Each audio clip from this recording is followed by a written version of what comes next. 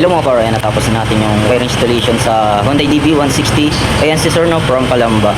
Tapos yan, ang inabili sa atin ni Sir, ito yung ating Zenlo M5 Plus na 100 watts. Tapos yan, Bosch Europa.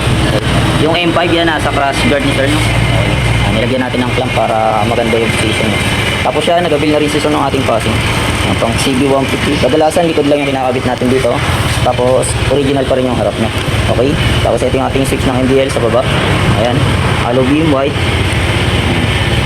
High beam pure yellow. Tapos meron tong combination, no. Yan, pagka naka-low beam siya, sabihin na sa stock high beam.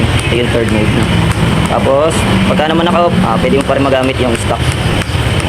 Tapos sa passing naman, kahit naka-off, meron tayong passing. Low, meron pa rin. Tapos pure yellow, meron pa rin, ha? Okay.